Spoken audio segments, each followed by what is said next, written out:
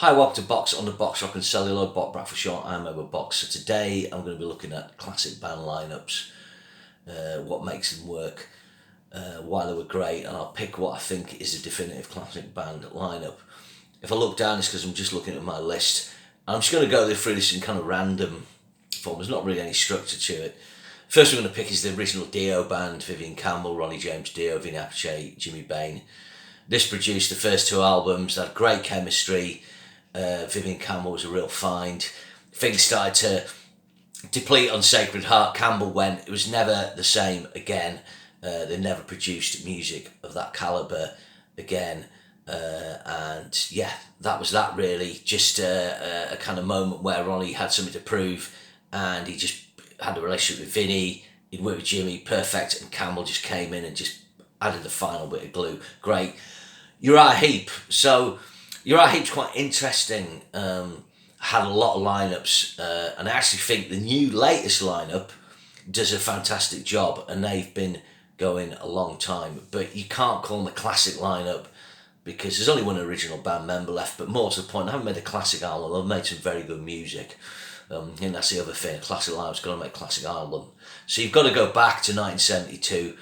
After a couple of drummers and a bass player, Mark Clark, who was good, they got in Gary Fane and Lee Kerslake, and that with Mick Box, David Byron and Ken Hensley. That made the definitive Heap lineup. They did the live album, Sweet Freedom, Magician's Birthday, Wonderworld, and of course Demons and Wizards, probably Heap's most beloved album. It's just something about that band. And when Gary Fane went, they got John Wetton in, they started to lose something. They'd done too many albums by that point. Actually, things were going a bit pear-shaped on Wonderworld. But anyway, yeah, that is the top Heap lineup. But the new lineup does a really good job of doing those songs. Judas Priest, this is a weird one. What is the classic Judas Priest lineup? And I think for me, you have to go with the lineup with Les Binks. Basically, Tipton, Downing, Halford Hill has been a mainstay up until recently. So the drummer stool was filled by John Hinch, then Alan Moore, then Simon Phillips came into the Sin After Sin. If Simon Phillips had become a band member, that would have been one of the great drum acquisitions. But Les Binks came in, did the Sin After Sin tour, and then he did a triple whammy. He made the Stained Class album, one of the greatest heavy metal albums of all time. He made the Killing Machine album, another great metal album of all time that kind of predates a new album where metal's going to go, where Priest is going to go. And then, of course, he's on the definitive metal live album, or one of them, which is Unleashed in the East. He probably lacked the power and precision of Simon Phillips, but he did a really good job. Those top drum intros, those fills, and so on. When I got Dave Holland in, it straightened stuff off, even though Dave Holland made his share of classic albums, British Steel, Screaming for Vengeance, Defenders, but he doesn't really play on that. Of course, Scott Travis may be the best Priest drummer overall, and Painkiller, I think maybe Firepower are kind of classic Priest albums, but Downing and Tipton on Firepower, so it's got to be that as the classic lineup. AC/DC, again, what is the classic lineup on this? You've got to go with Cliff Williams coming in to seal the deal. And that's the albums Power Age, Highway to Hell, and of course, If You Want Blood, You've Got It. Those three albums, absolutely, the best DC albums with Bon. Then when Bon Dies, Brian comes in. That's another kind of classic lineup, and they do that one album that's great. It's a massive album, and I was lucky enough to see that lineup. But that Bon Scott, Cliff Williams, Phil Rudd lineup, obviously Angus and Malcolm, that is the definitive lineup to me. Weird one here is Riot. The band Riot have a real cult band, and they've had so many different lineups. It's very weird, but there's a sweet spot in the middle for one album, Fire Down Under, where they hit the spot. You've got Guy Speranza on vocals, Rick Ventura and Mark Reale on guitars, Sandy Slavin on drums, and Kip Lemming on bass. And the next album they'll change singer. The album before that they've got I forget, it's a different bass player, I think. It's a close thing, but that album is undoubtedly the best Riot album, and that's the best lineup and that's the one that I think the lineup played Donington and played Port Vale. So a real cool one there. Another one is Dokken. I should just preface it by saying, of course, Led Zeppelin's got a classic lineup, but they've only got one lineup, I mean, I know they did things after with standing drummers, but this is bands that have changed lineups. So Dokken started off with Juan Crucier on bass and so forth, but the classic lineup, of course, is Mick Brown, Jeff Pilson, George Lynch and Don Dokken, and they made those 3 Scorching Arms and a live album in the 80s. Later on, Dokken would have Red Beach and John Levin, Mick Brown would go eventually, George Lynch, he came back at one point and so on. But that is the classic lineup of Dokken. And the same goes for their counterparts, Rat. The original Rat lineup that recorded those early albums, Crosby, DeMartini, Pearcy, Blotzer, Crucier. That is the definitive Rat lineup. Unfortunately, Robin Crosby passed away. Now, I don't know, Carlos Cavazo win, that was good, but they didn't have Juan Crucier. I never really worked that out. Why didn't Juan Crucier come back when Blotzer did? But anyway, that's the classic Rat lineup. UFO started off with Mick Bolton and then Larry Wallace on guitar, Bernie Marsden briefly. But of course, when Schenker came in, that was the initial starting point. Then they got Danny Perrinol in on keyboards. It didn't totally work. And then they found Paul Raymond with keyboards and guitar duties. So classic lineup of UFO is the one with Paul Raymond, the 5-piece. They did the Lights Out, Obsession, and of course the Strangers in the Night album. Again, that triple whammy there. And you can look at Michael Schenker there, MSG, as well. What is the classic MSG lineup? Well, he had a different band on the first album to record, but once they went on tour, they got Cozy Powell in, Paul Raymond Judge shit from UFO went into that, and you got Chris Glennon on bass. And I think that is the band that records the second album. And I think that's, when you look at live footage, that is the classic MSG lineup. If Graham Bonnet had stuck around with Ted McKenna, Chris Glenn, that maybe could have edged it or equalled it, but that didn't happen. So that is my definitive MSG lineup, their classic lineup. Van Halen, of course, we know the classic lineup here. It's the one that makes the first 6 albums. Sammy Hagar, he's a great singer. He just gives some good music, but it could never equal that with David Lee Roth. When David Lee Roth came back, they had Wolfgang on bass. Wolfgang's great, but it's just missing that tone to those backing vocals of Michael Anthony. That original Van Halen will always be one of the greatest lineups ever. Brings me to Queensryche, that original Queensryche lineup. The 5 of them, they did the first 6 albums, tailing off with Here and Now Frontier. Chris DeGarmo leaves and it was never the same. Then there's the big hoo-ha with Jeff Tate and they get Todd La Torre in. But I must say that the original music they do with Todd La Torre is much better than the latter day, from Q2K onwards with Jeff Tate. It's much better. It's a shame Scott Rockenfield's gone, but they've got a very good drummer in. And with Mike Stone in on guitar, he's probably the best guitarist they've had other than Chris DeGarmo. So if you're going to see Queensryche now, you're getting a really good night of music with a good Queensryche lineup, but it would never come close to that classic lineup. Heart, this is an interesting one.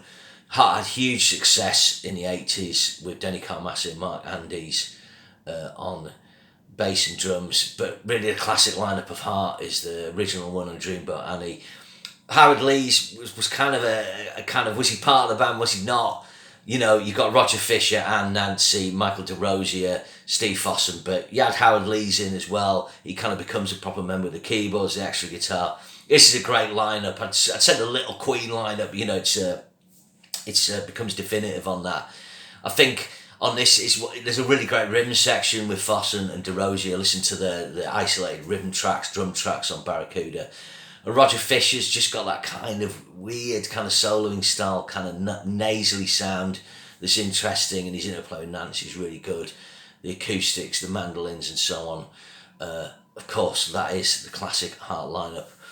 Then the suite, I saw what I call Andy Scott's suite recently, and he kind of needed 5 guys to do the job of 4, but they did a really great job of reproducing that great sweet sound from the 70s, and it went down really well. But the story of the suite's weird. Brian Connolly leaves and he left the 3 of them. and then they kind of come back with an awful 80s kind of leather look. And then there's kind of Brian Connolly suite, Steve Priest suite, Andy Scott has the proper name, but of course the original suite with Mick Tucker, Steve Priest, Andy Scott and Brian Connolly is the definitive lineup of the suite, and I would check out the Give Us a Wink album. That's their zenith to me. Okay, the Scorpions. This is a weird one because I think, to me, this band's kind of got two classic lineups. The early Scorpions with Rudy Lenners on drums produces the In Trance, the Virgin Killer album, which is seminal sort of proto-heavy metal albums. Herman Rarebell comes in for Taken by Force. Obviously, Francis Buchholz is on bass as well. But I'm not massive on Herman Rarebell's drumming, but there's a weird one where that lineup does Love Drive, it does Animal Magnetism, Liver for Sting, Blackout, you know, Will We're Live, Tokyo Tapes with Uli John Roth. So having Herman Rarebell in the band, you know, produces classic albums, and when Uli goes and Matthias Jabs comes in, obviously I've kind of, you know, skirted that. You know, I've picked the Uli and the Rudy Lenners lineup as line of classic early Scorpions, so that bridging album with Tokyo Tapes, Taken by Force, then the Matthias lineup. But I actually think that the Scorpions have their best lineup now, just at the wrong time.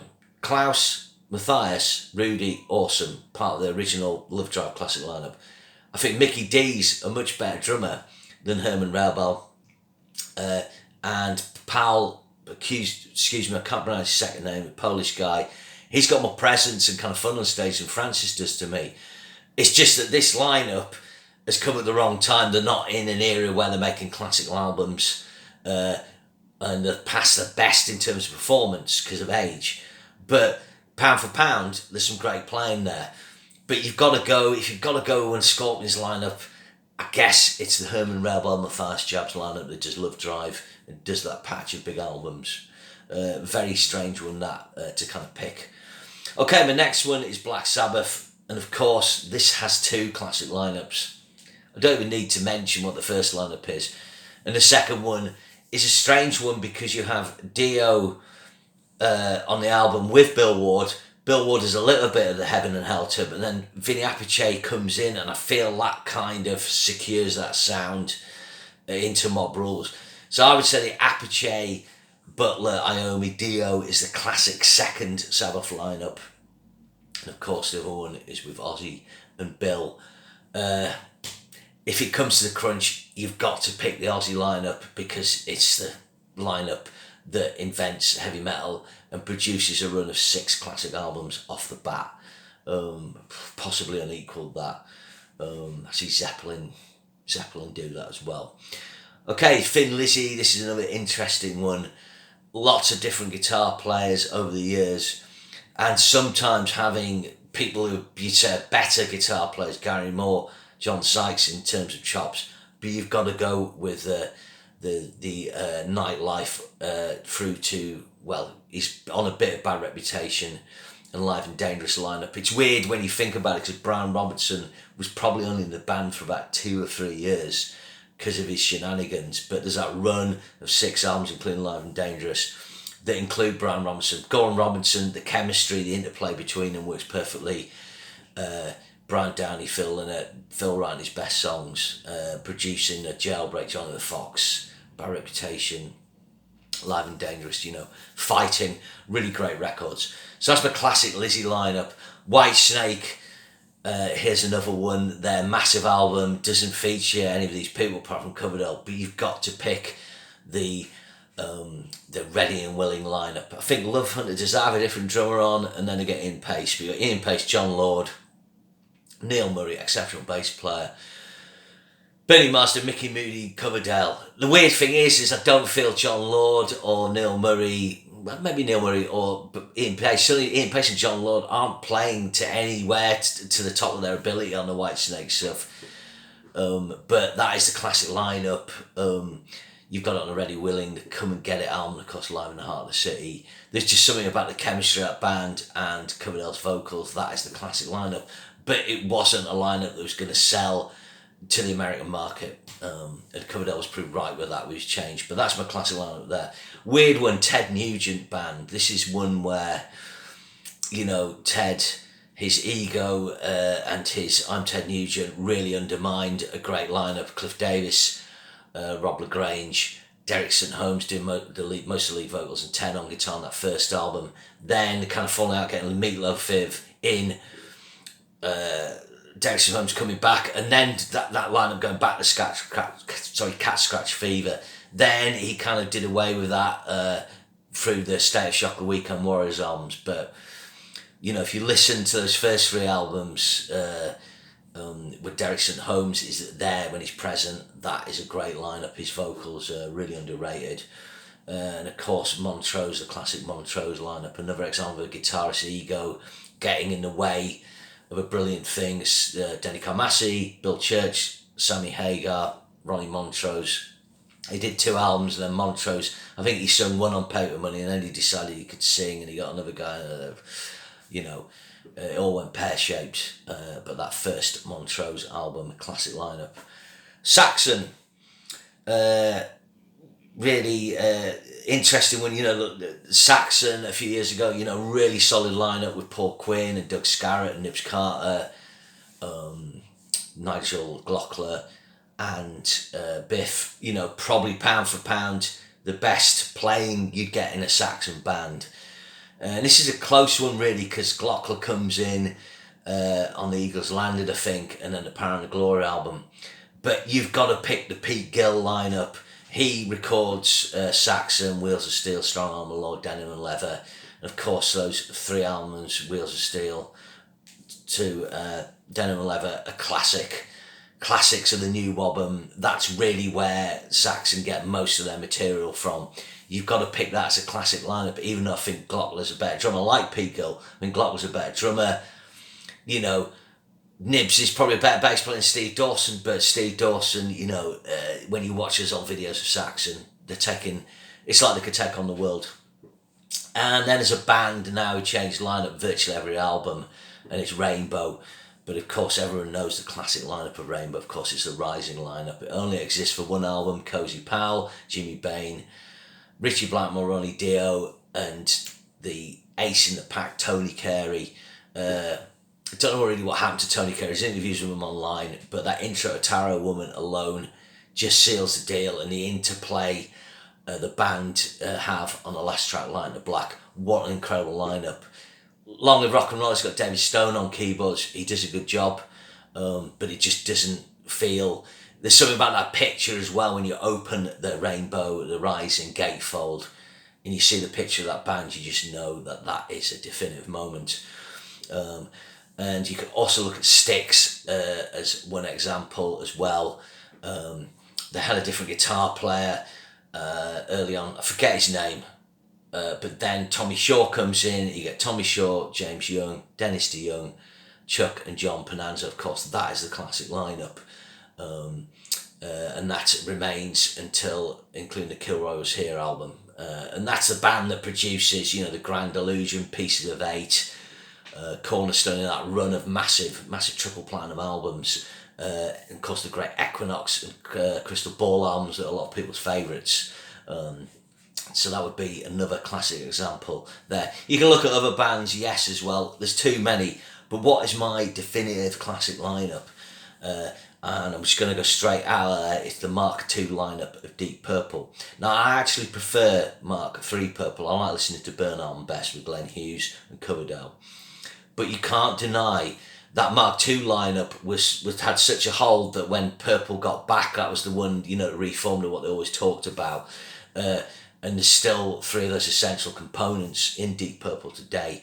But I think why I picked this as a definitive classic lineup, you've got 4 players in that band who are absolutely some of the best that ever did their instrument. Ian Pacey is one of the greatest rock drummers ever. John Lord is probably the greatest rock keyboard player ever. There's people come out with more chops with that guy. Richie Blackmore, absolutely one of the greats of his day, one of the greatest guitar players ever. Ian Gillan, the guy who invented kind of one of the pioneers of the metal hard rock style of singing. And Roger Glover is kind of just more of a solid straight ahead bass player. And that's quite interesting if you look at a band like Dream Theater, which has like a key player in every position. Someone like John Mayung, it gets too busy. It's like, how do you compete with Jordan Rudess and John Petrucci? And that's the thing. Glover, the beauty of Glover's bass playing, and Glenn Cluse is a better bass player, but he just kind of sits in and realises his role is to be the glue, both playing his bass, but as a personality, I think Roger Glover's a really nice guy. You've got difficult characters in that band. Ian Pace can be a bit difficult. Richie Blackmore, we know what he's like. Ian Gillan, John Lord's the kind of sense of humour guy. Roger Glover's probably like the kind of soothing guy, and of course he's a producer as well. And I think, that chemistry of that band, produced Made in Japan, In Rock, Machine Head as definitive albums and other definitive tracks. And it's a massively influential band, along with the original Black Sabbath and Led Zeppelin, in the development of hard rock and heavy metal. So that is my definitive classic lineup, is Mark II Deep Purple. Okay, thanks for watching. What are your classic lineups? Remember, share and subscribe. Let us know. Cheers.